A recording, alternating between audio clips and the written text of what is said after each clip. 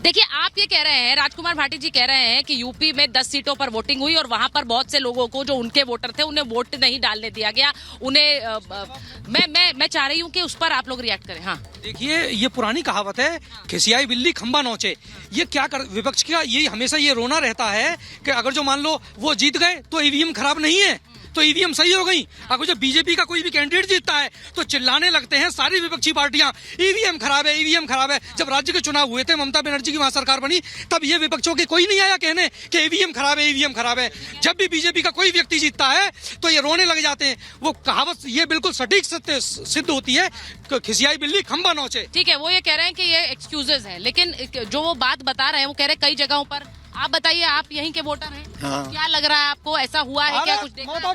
नहीं, बिल्कुल गलत है ये बात, बिल्कुल गलत है। ये तो जिस पार्टी अपने अपने विरोधी की बात करती है आपस में एक दूसरे की, इसमें सत्यता बिल्कुल। अच्छा, मैं एक चीज, आज बड़ा मुद्दा जो छाया रहा, सारिका जी आप मुझे सुन रही होंगी, एक बड़ा मुद्दा आज जो छा रहा वो आपके नेता ने जो बयान दिया कि मुसलमानों को आरक्षण मिलना चाहिए, फिर वो वापस उन्होंने यू टर्न ले लिया, उन्होंने कहा कि नहीं, सामाजिक न्याय के हिसाब से व्यवस्था होनी चाहिए। तो अब मेरा पहला सवाल आपसे ये है कि मुसलमानों को आरक्षण मिले या ना मिले, आरजेडी का स्टैंड क्या है? मैं देखिए सुचिता जी, सबको पता है कि संविधान में आरक्षण का जो आधार है ना, वो सामाजिक और आर्थिक है। कहीं से भी जातीय और धर्म के आधार पे कहीं भी किसी को आरक्षण नहीं मिलता है। और देखिए, बिहार में जब जाति आधारित गणना हुई और उसके हिसाब से जब आंकड़े सामने आए तो आरक्षण का दायरा भी बढ़ाया गया।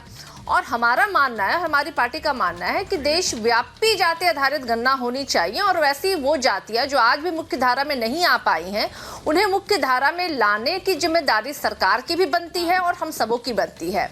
अब बात उठती है कि भारतीय जनता पार्टी जो हमेशा से ही उन्होंने जात और धर्म की राजनीति करती आई है, खास करके हिंदू और मुसलमान की तुष्टीकरण भारतीय जनता पार्टी के तो डीएनए में शामिल है, उनके खून में रगों में दौड़ता है कि जब भी वो राजनीतिक मंचों पर जाएंगे वो जात धर्म हिंदू मुस्लिम नहीं करेंगे। आरक्षण मुसलमानों को मिलना चाहिए या नहीं मिलना चाहिए? मुझे लगता है वो क्लैरिटी ला देगा आपके नेता ने जो कही है उस बात पर भी कि पार्टी का स्टैंड क्या है, मिलना चाहिए या नहीं मिलना चाहिए। क्योंकि पहले उन्होंने कहा हाँ, फिर वो यू टर्न ले गए। जी नहीं नहीं, देखिए सुचिता जी, हम लोग वो लोग नहीं हैं जो कहते हैं कि 15 लाख रुपया देंगे उसके बाद उसको चुनावी जुमला कह देते हैं। हम लोग वो लोग नहीं हैं जो कहते थे कि 2 करोड़ नौकरी देंगे और एक नौकरी भी नहीं दे पाए। हम लोग वो लोग बिल्कुल ही नहीं हैं जो महिला सशक्तिकरण की बात करते हैं और महिलाओं को नंगा घुमा रहे हैं। सांसदों के द्वारा मोलेस्टेशन हो रहा है। अभी दिन ही कितने बीते हैं, 10 दिन पहले तो नरेंद्र मोदी जी प्रज्वल रवन्ना का प्रचार कर रहे थे, जिन्होंने 3000 महिलाओं की अश्लील वीडियो, बलात्कार और मोलेस्टेशन की वीडियो उन्होंने बनाई थी और रखी थी। और उसके बारे में प्रधानमंत्री जी कह रहे थे कि ये बड़ा अच्छा व्यक्ति है, आप इसको वोट दें। तो ये प्रधानमंत्री जी का और भारतीय जनता पार्टी का चरित्र है। तो हम लोग इस चरित्र के व्यक्ति, इसीलिए मैं उम्मीद करती हूँ कि आप लोग सब डायरेक्ट बोलेंगे। सवाल है, प्रज्वल रवन्ना की डिबेट हुई है, मैं ये भी कहूँ आरक्षण पर भी डिबेट हुई है, आज के मुद्दों पर बात करनी है। आपके नेता के एक बयान ने हड़कंप मचाया, इसीलिए मैं उस पर पूछ रही हूँ, सीधा स्टैंड है कि नहीं है, आरक्षण है कि नहीं है मुसलमानों को? फिर पूछ रही हूँ मैं, उसके बाद मैं जो जनता में जाऊंगी। देखिए सुचिता जी, आपकी सीधे ही प्रश्नों का मैं सीधा जवाब दे रही हूँ। मुद्दे आज भी वही हैं जो कल थे। आज भी मुद्दा रोजगारी है, आज भी मुद्दा जनता की वो चीजें हैं जो जनता आज त्रस्त है महंगाई से। आज भी मुद्दा बदला कहाँ है, बदलना कौन चाह रहा है? भारतीय जनता पार्टी हमेशा मुद्दों से मुद्दा कर रही है।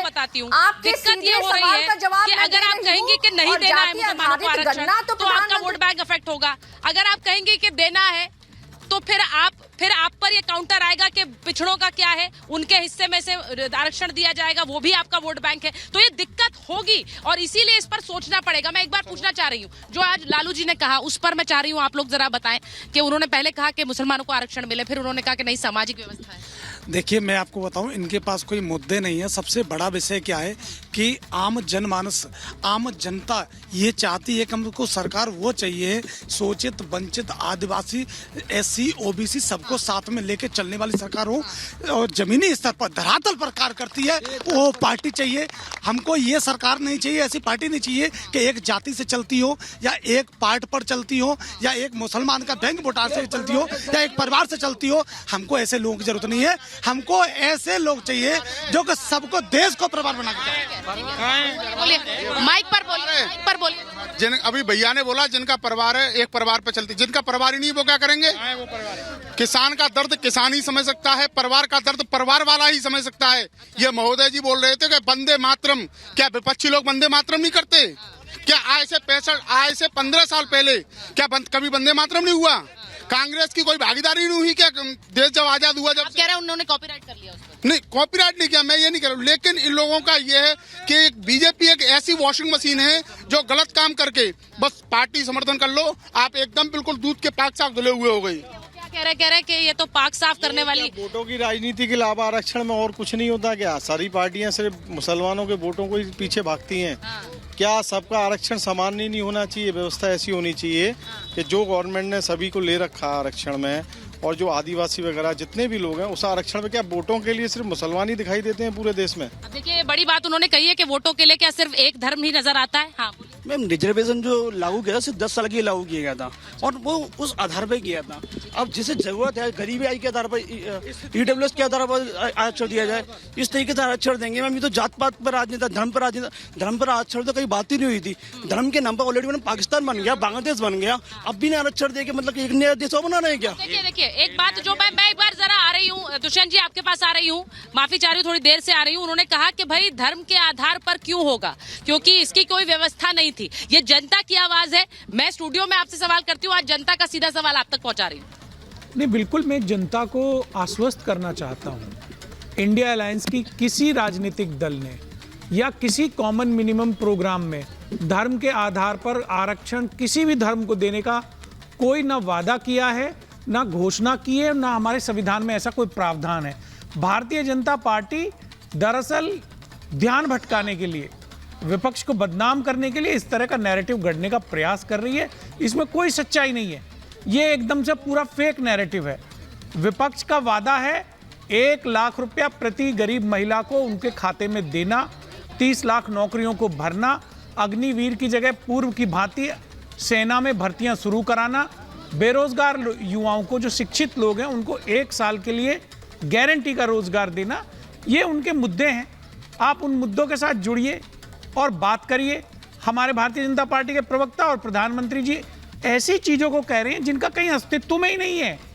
माननीय लालू यादव जी ने स्पष्ट कहा है कि आरक्षण जाति के आधार पे है, धर्म के आधार पे है ही नहीं, फिर भी उस बात को बढ़ाया जा रहा है क्योंकि इनको दिख रहा है भाई जो इनका भारतीय जनता पार्टी का उत्तर प्रदेश और गुजरात गढ़ है, वहीं पे इनका वोटर नहीं निकला, वहां मत प्रतिशत 55 रह गया, इसीलिए उस पर चर्चा शुरू हुई।